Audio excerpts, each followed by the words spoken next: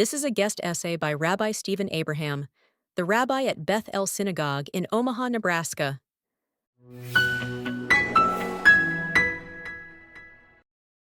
When I learned what happened at Temple Israel in Michigan last Thursday, a man driving a truck loaded with explosives through the front doors of a synagogue, armed with rifles, heading down the hallway toward classrooms where 140 children were learning. The first thing I felt was fear. That is natural. That is human. But the fear that has stayed with me, the one I cannot shake, is not about my own safety. It is about my children. What worries me most is not that I may turn inward. I know how to fight that impulse. I have Torah for that. What worries me is that my kids are growing up in a world where it is easier to hide their Judaism than to be proud of it. That the ambient lesson of their generation is, keep your head down. Don't wear the Star of David to school. Don't mention Israel. Don't draw attention. Be Jewish at home quietly behind locked doors. But out in the world, be something safer. Be something less. That fear, not the fear of violence, but the fear that our children will learn to shrink, is what I want to confront this morning. Because fear is not the answer. It has never been the answer. And fear cannot be the inheritance we leave our children. Our children's inheritance should be the beauty of a religion that has survived the fall of every empire that ever tried to destroy it, that has buried every language in which its death sentence was written, and that still finds a way to thrive. That is what belongs to them, not the truck, not the smoke, not the fear, the beauty. If this generation of Jewish parents allows this moment to teach our kids to hide, then the people who drove that truck will have won something far more devastating than any bomb could achieve. We read the Torah portion, Vayakel Pekadei, last week, the final chapters of Exodus. Moses gathers the people and asks them to build the Mishkan, the portable sanctuary, the dwelling place of God's presence in the wilderness. But the Torah uses a remarkable phrase to describe who should participate: everyone whose heart moves them, everyone whose heart is willing, not commanded, not conscripted, willing. The Sfat Emet, the Gera Rebbe, taught that the willingness itself was the offering. Before a single beam was cut, before a thread was dyed, the people's readiness to bring their gifts forward made the Mishkan real. And the Midrash Tanhuma adds something I find devastating in light of this week. The Israelites built the Mishkan in the wilderness, surrounded by enemies, with no permanent walls, no army, no guarantee of safety. They built a house for God's presence in the most dangerous place on earth. And they did it not because the danger had passed, but because the holiness could not wait. They did not wait for safety. They built anyway. They brought their gold and their silver, and their skill and their willing hearts into a hostile wilderness. And they made something sacred. That is the theological claim of this Torah portion, that holiness is not a reward for security. It is an act of defiance against its absence. And here's what I want my children to understand. Jewish identity is not a vulnerability to be managed. It is a mishkan to be built, not in spite of the wilderness, in the middle of it. There is a passage in the Jerusalem Talmud where Rabbi Shimon bar Yochai says, "It is a known principle that Esau hates Jacob." This teaching has haunted Jewish consciousness for 2 millennia. And for much of our history, it was treated as a fixed law of nature, something to be endured, managed, survived. But Rav Kook rejected that posture entirely. He taught that the Jewish response to hatred is not retreat, but intensification. Not less Judaism, but more. The purely righteous, he wrote, do not complain about darkness. They increase the light. They do not lament heresy. They deepen faith. Kook understood that the soul of a people is not preserved by hiding, but by radiating. The answer to a world that hates your light is not to dim it. It is to burn brighter. I need my children to hear that. I need your children to hear that. Because the cultural message they are absorbing right now, from social media, from campus discourse, from the sheer weight of a world that has made Jew hatred respectable again, is the opposite of Rav Kook's teaching. The message is, be less, assimilate, blend in. The less Jewish you appear, the safer you will be. And that message is a lie. Not because visibility is safe. I will not stand here and pretend it is. It is not. We spend $750 million a year securing Jewish institutions in North America because it is not safe. But the lie is the premise beneath the message that safety is the highest value, that survival means shrinking, that the goal of Jewish life is to not be noticed. Rabbi Abraham Joshua Heschel, marching in Selma, Alabama during the Civil Rights Movement, with his legs and praying with his feet, did not hide. The Lubavitcher Rebbe, sending emissaries to light menorahs in public squares on every continent, did not hide. Our tradition has never, not once in 4,000 years, taught us that the answer to danger is to become invisible. It has taught us the opposite. The Mishkan is built in the wilderness. You bring your gifts forward precisely when the world tells you to put them away. So, what does this look like in practice? What does it mean to raise Jewish children with more pride and not less? In a moment like this, it means we do not let last Thursday's attack or the recent resurgence in antisemitism become the defining story of their Judaism. The defining story is not the truck. The defining story is what happened the next evening. The congregation of Temple Israel, locked out of their own building because it was a crime scene full of smoke, gathered across the street at a country club and welcomed Shabbat. They lit candles, they sang. Their rabbi said, "We are going to be processing this for weeks to come." And a community leader said, "No matter how hard they try, they will not stop us." That is the story I want my children to know. Not the attack, the gathering after. It means we give them more Torah, not less. More Shabbat dinners with the candles burning where the neighbors can see.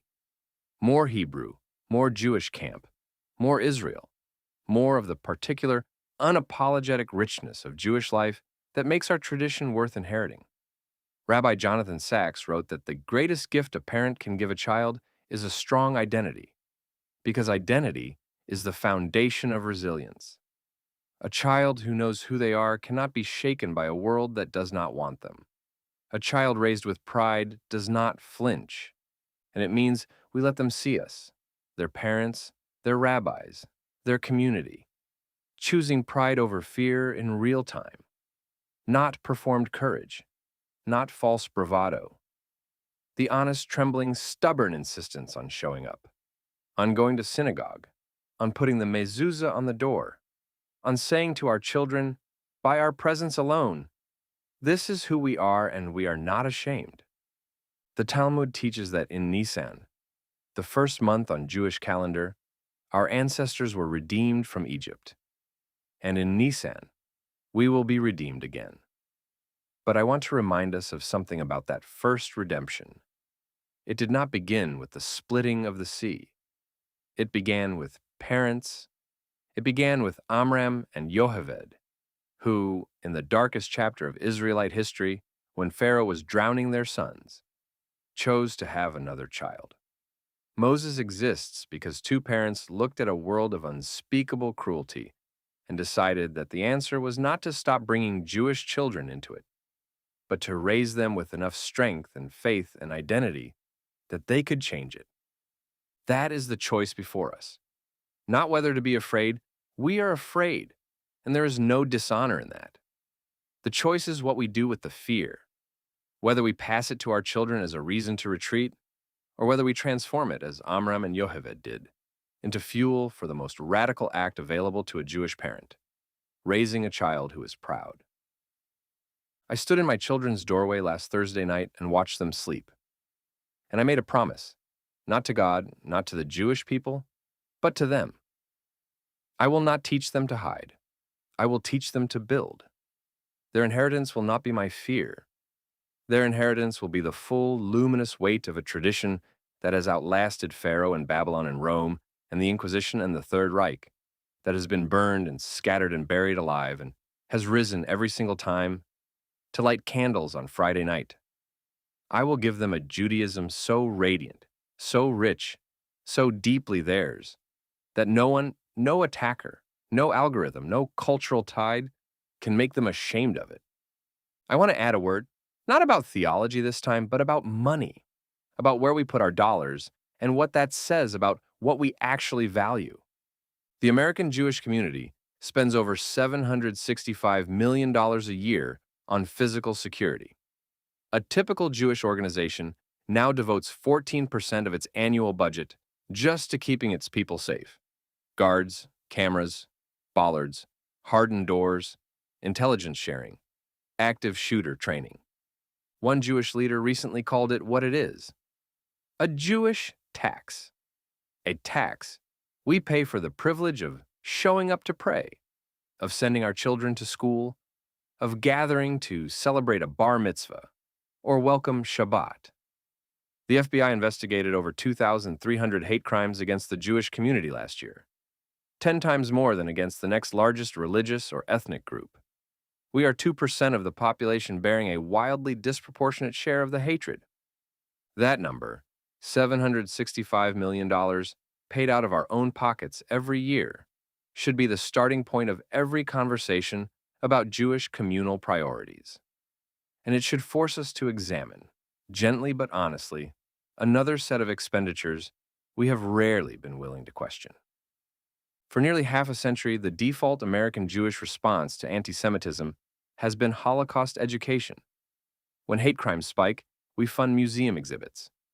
When a public figure says something vile about Jews, we invite them to tour Auschwitz. When a state legislator asks what can be done, we lobby for a Holocaust education mandate. Since 2016, 18 additional states have passed such mandates. The assumption is so deeply embedded it has become almost liturgical. If people understand what happened to us, they will stop hating us. And we have put extraordinary resources behind that assumption. The U.S. Holocaust Memorial Museum alone received $72 million in federal funding last year, with total revenues regularly exceeding $100 million annually and total assets valued at over $700 million. Its anniversary fundraising campaign raised over $715 million from private donors. Congress has directed more than $500 million to this single institution in the last decade. And Washington is only the beginning. There are at least 16 major Holocaust museums across the country, in Houston, Los Angeles, Chicago, New York, Dallas, and beyond. Plus, nearly 300 affiliated organizations worldwide.